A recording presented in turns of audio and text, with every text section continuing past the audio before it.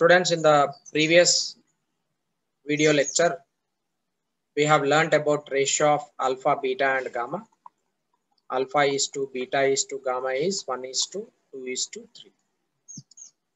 And as we know, gamma, it is for gases and solids and liquids. Whereas alpha, it is only for solids, and beta, it is only for solids. Coefficient of linear expansion is applicable only for solids. Coefficient of linear expansion and superficial expansion are applicable only for solids. Whereas coefficient of cubical expansion is applicable for all the three states of matter. It is valid for gases, solids and as well as liquids. Because liquids and gases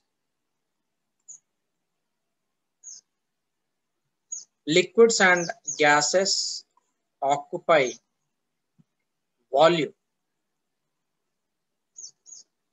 because you cannot take a liquid, you cannot take gas without a container. Definitely there should be a container, and that container, in that container you can take some liquid or gas. Therefore usually liquids and gases will occupy volume. That's the reason why liquids and gases has only volume expansion. Therefore only gamma is defined for liquids and as well as gases. Whereas in case of solids, suppose three-dimensional solid you have. For solids there exists gamma. So remember that for solids there exist alpha, beta and gamma values. But for liquids and gases there will be only gamma, because gases and liquids occupy volume. So as we already have learned, whenever we are dealing with temperature, like there will be some rise in the temperature when you are providing heat energy. So as heat is provided to the system, when you are providing heat energy to the system, temperature of the system rises.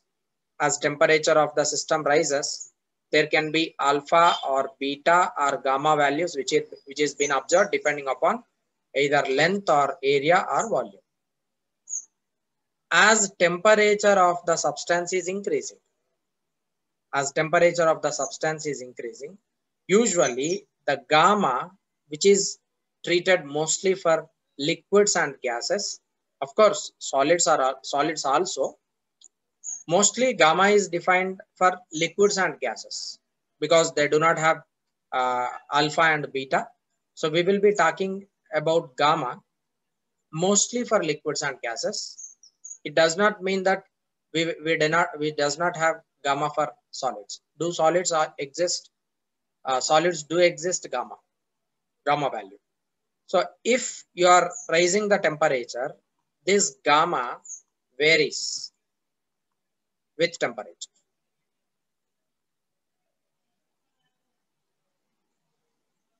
That means coefficient of cubical expansion will be variable with respect to temperature. Only certain temperature range gamma is constant, but a part of that range gamma value is variable. So this graph represents variation of gamma, coefficient of cubical expansion, with respect to temperature. So gamma is not constant for all range of temperature. The variation of cubical expansion of copper with the temperature is shown in the figure 5.7. This is figure 5.7. Now this is for copper. Copper is a solid, and there exists gamma value for copper. At a temperature above 500 Kelvin, its value become almost constant. But check it below less than 500 Kelvin. From 0 to 500 Kelvin, if you observe carefully, gamma, it is variable with respect to time. So at 0 Kelvin, gamma is 0. 250 Kelvin, gamma it is been attained some value, and at 500 Kelvin it has attained some other value. After 500 Kelvin only, gamma is approximately like it is almost constant. So therefore remember, gamma value for different materials will be variable with respect to temperature. So that's what variation of gamma with respect to temperature. At higher temperatures,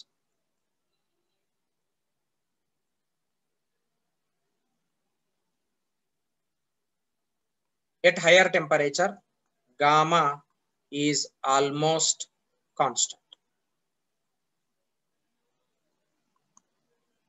But at lower temperature, at different temperatures, you will be getting different values, right? Next thing. So, okay, we have got gamma. So gamma is variable with respect to temperature. We have seen that. Then what about alpha and as well as beta? Alpha is valid for solids, beta is also valid for solids. Remember, when we are dealing with expansion, it is that solids, liquids and gases. Three states of matter we have. Gases expand more. Gases expand more than that of solids and as well as liquids. Remember that. So when you are providing heat energy, gases expand more according to kinetic theory of gases. So in order to explain this greater expansion for gases, we will be handling with kinetic theory of gases. When I deal with that chapter, you will be knowing in detail about what is kinetic theory of gases. So the expansion of gases is greater than that of solids and as well as liquids. Therefore, when you are dealing with gamma, which is a function of liquids and as well as gases, there will be greater expansions observed in case of gases and liquids. Usually, the variation of gamma value will be varied, like it is largely affected with respect to temperature rather than that of alpha and beta. Alpha value is also variable, beta value is also variable, but the variation of gamma with respect to temperature is greater than that of variation of alpha and beta with respect to temperature. So that's the reason why I have took gamma directly.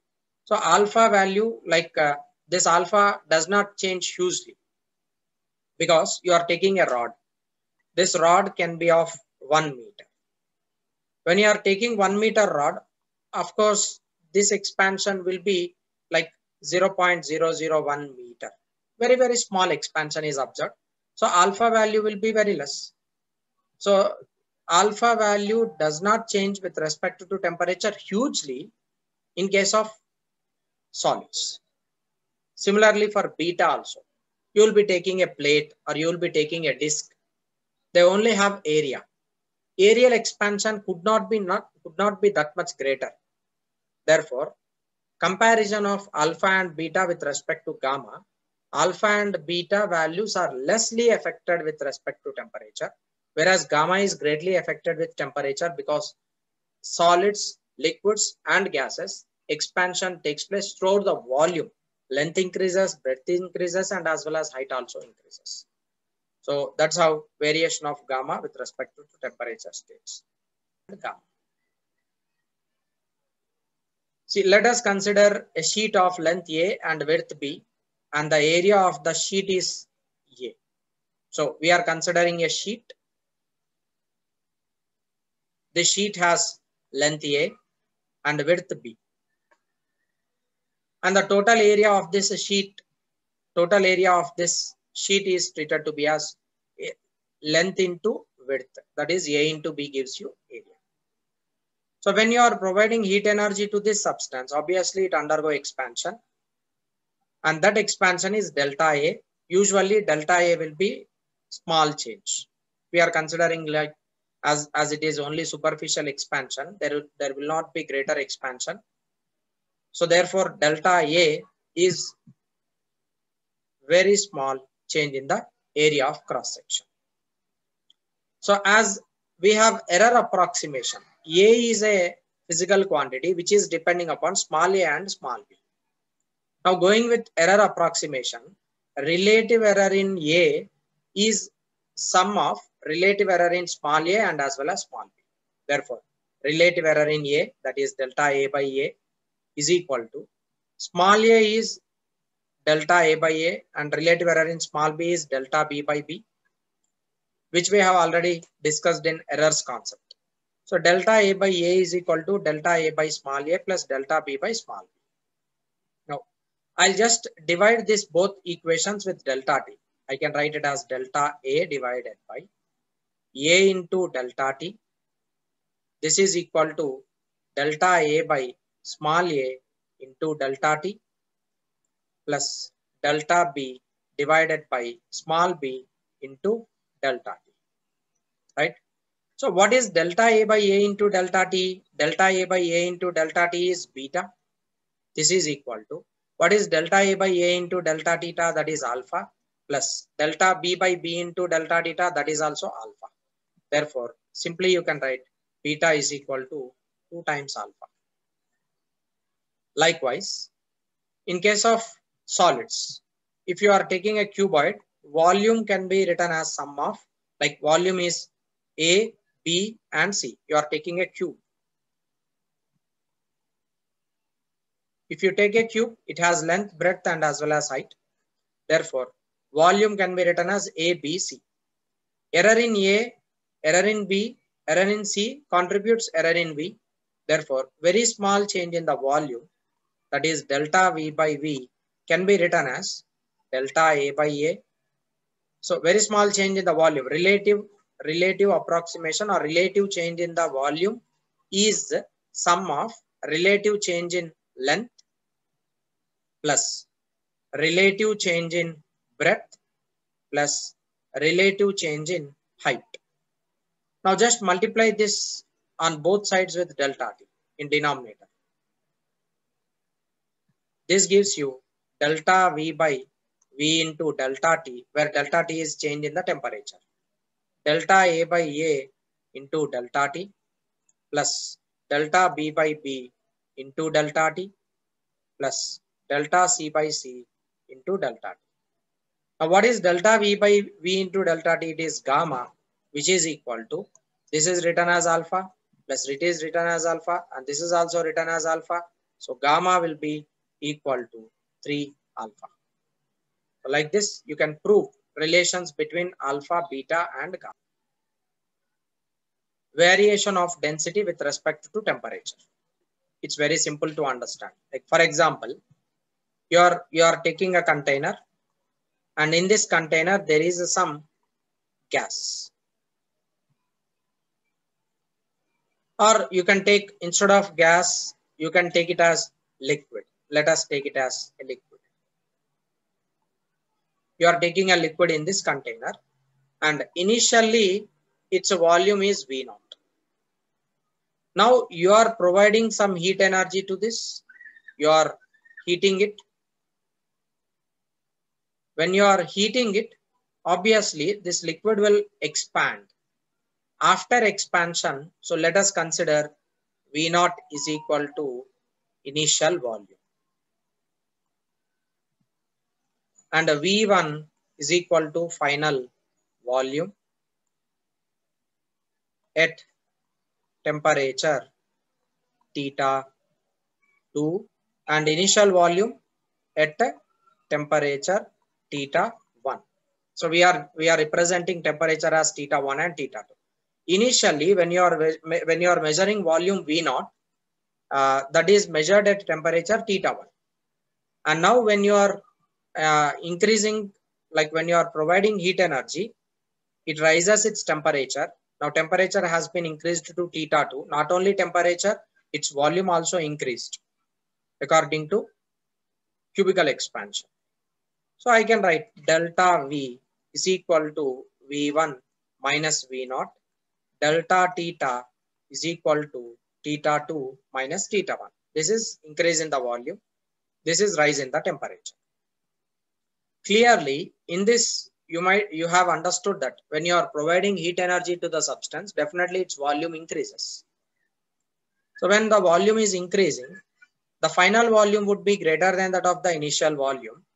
As we know, density is equal to mass by volume. What happens to volume when you are heating? Volume increases. As volume is increased, what should happen to density? It should The decrease. density will decrease. Clearly, density of the substance is inversely proportional to volume of the substance. So as volume decrease, density increases. As volume increase, density decreases. Therefore, as volume is increasing, what happens to density? Density will be undergoing change. So I will be considering rho 1, which is density of the material, whose mass is m1 divided by volume v1. Instead of taking mass m1, however, mass will not change with respect to temperature, it remains same. This is at temperature theta 1. And rho 2 is equal to m divided by v2. This is at temperature theta 2. Okay. But how do you write v2? v2 can be written as v1 into 1 plus gamma into delta theta.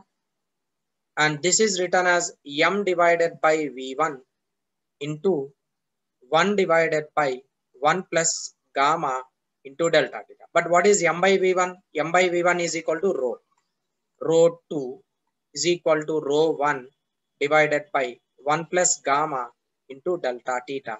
This is the relation between initial and final density of the substance. Final density will be less than that of the initial density because there is a denominator 1 plus gamma into delta t right hand side. Therefore, density rho 2 is less than rho 1. And from this even you can write it as gamma is equal to delta rho divided by rho naught into delta theta. This is in terms of density. So always it may not be volume chosen. You can even if density of the substance is given to you, you can find out gamma because density is depending on volume. Volume, if volume change is not given directly, they may give you change in the density. Even there is change in the density, then also you can find out change in then also you can find out gamma value. That's how density changes with respect to temperature.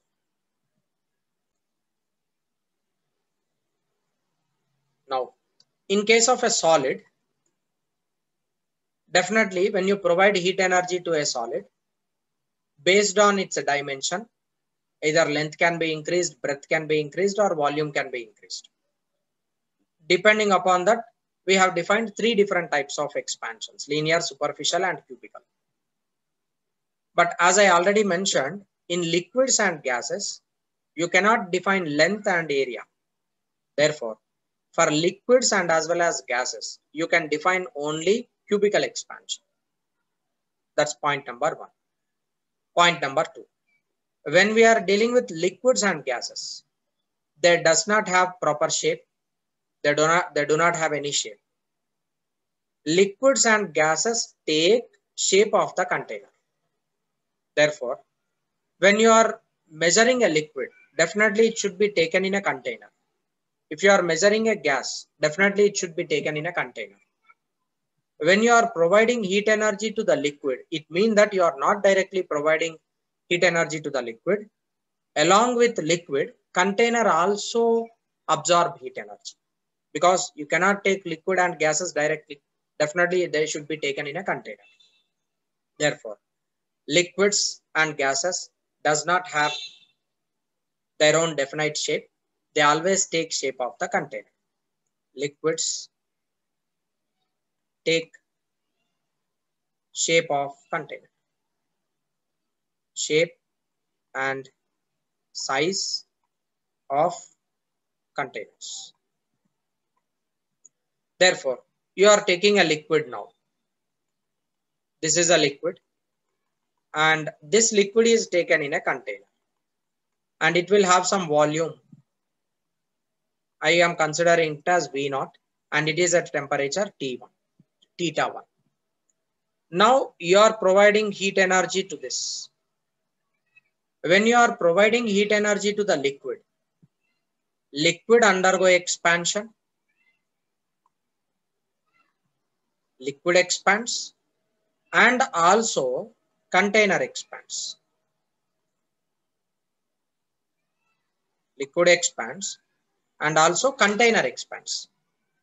So therefore, what volume liquid has been expanded, it is called real expansion.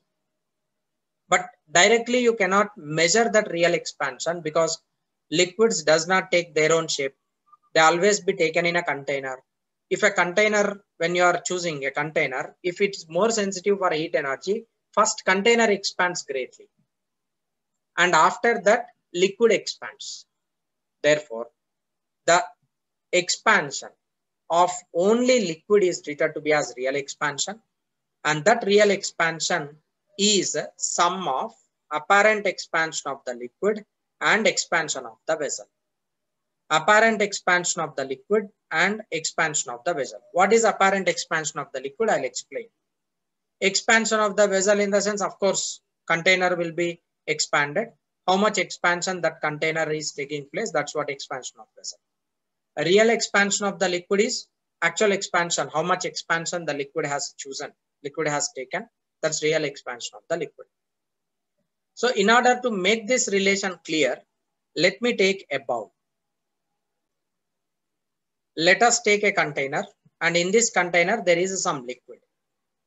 You have measured the volume of liquid, so and it is occupying this level.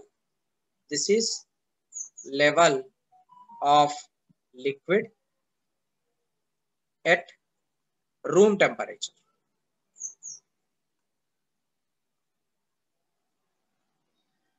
Level of the liquid at room temperature, and you have measured its volume as V0.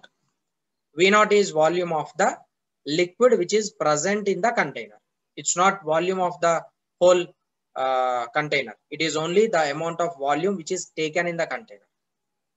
Now, as its volume is V0, what actually happens is that you are providing some heat energy to this. You will be providing some heat energy. This is burning splinter or spirit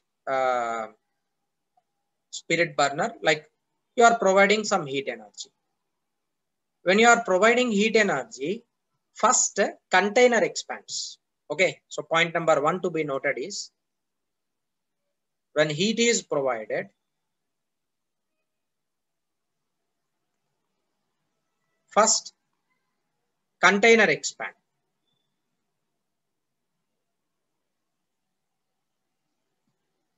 First container expand. So when container is expanded, container first expands and then liquid absorbs heat energy via container. Therefore, here as container is expanded, what would happen to the level of the liquid? Level of the liquid is decreased, and this level, it is level of liquid after container expands.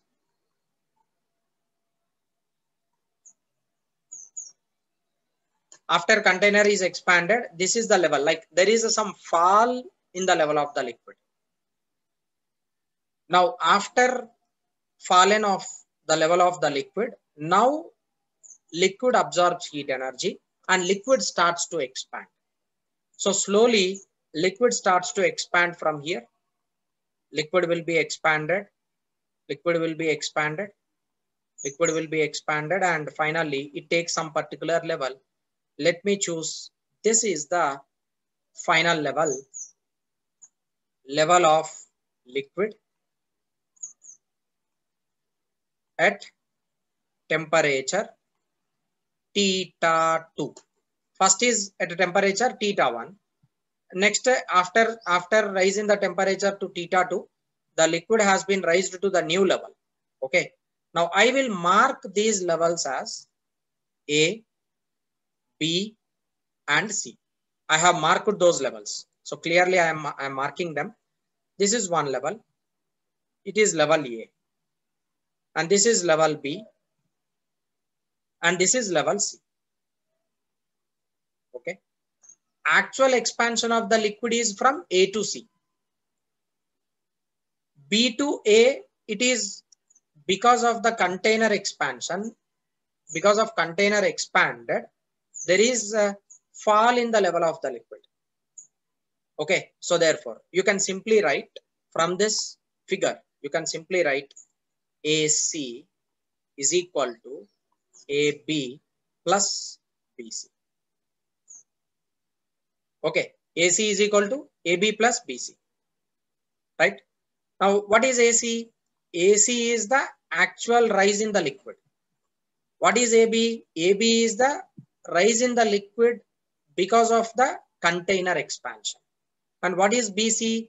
BC is the apparent expansion. Suppose if a person who is measuring these liquids, if he does not know the exact physics, if he does not know that the container expands, what he will do? He will measure first initially at temperature θ1, he will measure this mark B. And after some time, like he will start providing heat energy. He'll go away, and again after some time, like after 15 minutes, he comes back. So when he is coming back after 15 minutes, directly he could see level at C without the knowledge of decrease in the level at A. Because he is not present in front of the equipment, he is going away for a break. But what is actually happening? From B to A, first liquid fall down, and then from A to C, it rises. So first the person, when he is starting the experiment, level is at B, and after 15 minutes when he come, level is at C. So he is able to see only two levels, at B and C. Therefore, he treat BC is the expansion of the liquid, and that expansion is exactly fault. Such type of expansion which is observed by a person without considering the liquid, without considering the container expansion, is called apparent expansion of the liquid. Now BC, this level, BC is treated to be as apparent expansion. BC is apparent expansion, and BA is expansion of container. Therefore, real expansion of the liquid. So that is like, let me consider it as volume of the liquid is equal to volume of container plus, like if without writing this, I'll simply make it clear. You just write down this. Expansion of the liquid, real expansion of the liquid. That means delta V of the liquid, which is real expansion of the liquid, is equal to apparent expansion of the liquid. Apparent expansion of the liquid is delta VL dash, apparent expansion of the liquid, plus expansion of the vessel, that is delta V of the container. Okay. And from here even you can write gamma of the liquid is equal to gamma apparent plus gamma container. Okay. So gamma of liquid, that means definitely you will be accompanying, like everywhere when you are taking liquid, definitely it should be taken in a container. So therefore, when you are dealing with liquids, obviously you will have apparent expansion and real expansion and expansion of the container. So those three are related as real expansion is equal to apparent expansion of the liquid plus expansion of the vessel. Likewise, the cubical coefficients also been related as gamma L is equal to gamma A plus gamma C, and gamma A is equal to gamma L minus gamma C.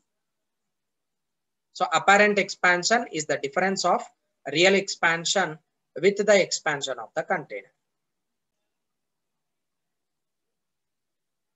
Anomalous expansion of water. Water is liquid, right? Water is liquid. Usually, when you are taking such liquids, when you provide heat energy to that substance, it expands. So all generally liquids expand on heating, whereas liquids contract on cooling. So if you cool a liquid, it undergo contraction. If you heat liquid, it will definitely undergo expansion. This is general thing which you should understand. Liquids expand on heating and liquids contract on cooling. That is for usual liquid. But what happens in case of water? In case of water, it is an abnormal behavior. Why it is abnormal behavior?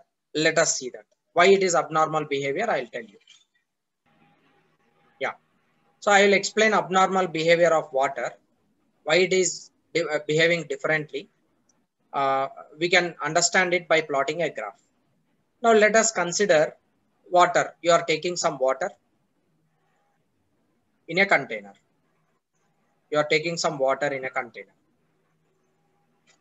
Initially, it has some volume V1. Now, as you are like, this is at temperature theta 1. So at temperature theta 1, it has volume V1. And this temperature is room temperature. Let us consider it as room temperature. Theta 1 is equal to 30 degrees Celsius. Actually, it should be 27 or 28 degrees Celsius room temperature. But we consider it as 30 degrees Celsius in general. Now, as at 30 degrees Celsius, volume of the water is V1. Now, when you are providing heat energy to this substance, obviously its volume increases. So final volume is V2. This is at temperature theta 2, where theta 2 is greater than theta 1. So clear, this is clear, this is fair enough. So we are considering this is at temperature theta 1 and this is temperature theta 2, and at temperature theta 1 we have volume V1, and at temperature theta 2 we have some volume. Let us consider it as V2, and you will be marking graph like this. And remember, it is not a straight line, it is curved. Always they are curved. Now what would happen? Like we are going in one direction, like you are going on heating it. Now start to cool down. So from theta 2, you are cooling down the liquid. When you are cooling it from theta 2, you have finally got it again to theta 1. So if you are increasing temperature to 100 degrees Celsius, from 100 degrees Celsius, when you are cooling down, you will be coming across 90, 70, 60, 40, 30 again. And from 30, its temperature should be decreased. 30 will become 20, and then 10, and then 0, and then minus 10. Likewise, you have noticed that theta 1, it is 30 degrees, and from theta 1, you are decreasing it to a temperature of 4 degrees Celsius. And at 4 degrees Celsius, it have got volume V dash. We have got volume V dash at 4 degrees Celsius, right? And you can now get a graph directly like this. Start from here. Volume is undergoing expansion, and it is being seen this way. You will be getting a curve. Now, from 4 degrees Celsius, you are decreasing. What do you expect? We expect that volume V dash should still decreases. We expect that finally at 0 degrees Celsius, this may be the graph, which is what we expect. But from 4 degrees Celsius, you are decreasing the temperature. From 4 degrees Celsius, you are decreasing the temperature to 0 degrees Celsius. As a result, at 0 degrees Celsius, the volume of the liquid is slightly raised. Okay, it has been raised, and it is not to initial. Don't get confused with this V1. Let us take V1 little bit higher. I don't want to make you confused. Let us consider this as V1. So at 0 degrees Celsius, like you have got a volume like this. Volume of the liquid is expanding again. From 4 degrees Celsius, if you are increasing the temperature, water is expanding. From 4 degrees Celsius, when you are cooling down, water is expanding. This is peculiar behavior. No other liquids will not behave like this. So of course, there is another liquid also. That is like apart of water, there will be some artificial liquids which will behave abnormally. But naturally present is water. This water from 4 degrees Celsius, when you are cooling it, it is expanded. From 4 degrees Celsius, when you are heating it, it is expanded. Therefore, this behavior, this peculiar behavior is called anomalous expansion of the water or anomalous behavior of water. Clearly, it is observed the liquid, that means water, has least volume at 4 degrees Celsius. As volume and density are inversely proportional to each other, if you plot density temperature graph, density will be maximum at 4 degrees Celsius. So at 4 degrees Celsius, you will have maximum value of density, that is rho maximum. Now from 4 degrees Celsius, when you are increasing the temperature, density decreases. You will be getting a graph like this. Likewise, from 4 degrees Celsius, you are decreasing the temperature, there will be decrease in the density. You will be getting a graph like this. So the maximum density observed for water is at 4 degrees Celsius and it is 1 gram per cc. Density, it is 1 gram per cc or 1000 kg per meter cube. Maximum density of water is 1 gram per cc or 1000 kg per meter cube. And the volume of the water will be least at 4 degrees Celsius. Density will be greater or maximum at 4 degrees Celsius. This behavior of water, where upon cooling and heating from 4 degrees Celsius, it undergo expansion. This peculiar behavior is called anomalous expansion. Yeah. The other application of thermal expansion is bimetallic strip. So one exemption which we have seen is anomalous expansion of water, that is exempted. Purely its behavior is different. But remaining all other cases, usually with temperature, substances expand, and with decrease in the temperature, substances contract. Water also do behave the same way, but from 4 degrees Celsius, it is behaving peculiarly. Now let us take another example of anomalous, another example of thermal expansion, which is bimetallic strip. Practically, we will be using this. Bimetallic strip is that you will be taking two metal strips. This is one metal strip which is made up of brass, and this is another metal strip which is made up of steel. You have two metal strips, brass and steel. These two metal strips are placed one upon the other and they are riveted. Riveted means they are fixed like this. So you are taking two metal sheets like this. This is one metal sheet and this is other metal sheet. Two metal sheets, you are fixing them. You are fixing it such a way they could not be, like, the contact between those two metals cannot be lost. So you are completely fixing these two metal strips. As these two materials have different alpha values. This is alpha for brass and this is alpha for steel. Alpha for brass is not equal to alpha for steel. They are not equal. Therefore, expansion delta L for brass is not equal to delta L for steel. Both expansion does not take place similarly. So if at all steel, usually steel is good conductor than, brass is good conductor than that of steel. So therefore delta LB is greater than delta BS. As a result, when you are taking such metallic strip, this is a metallic strip which is made up of brass and steel, and you are connecting this in an electrical circuit.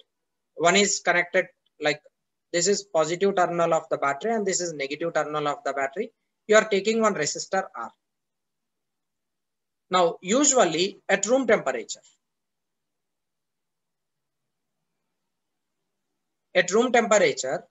this point P is in contact with this S. Point P is in contact with S. Circuit is switched on. Circuit is on. Now, when the circuit is on, current flows through the wire. When current is flowing through the wire, definitely there is some heat generated. Because of that heat energy, brass undergo expansion, steel undergo expansion. Brass expansion is greater than that of steel. As a result, brass would expand more than that of steel. Therefore, you could see expansion in terms of an arc. You are getting an arc.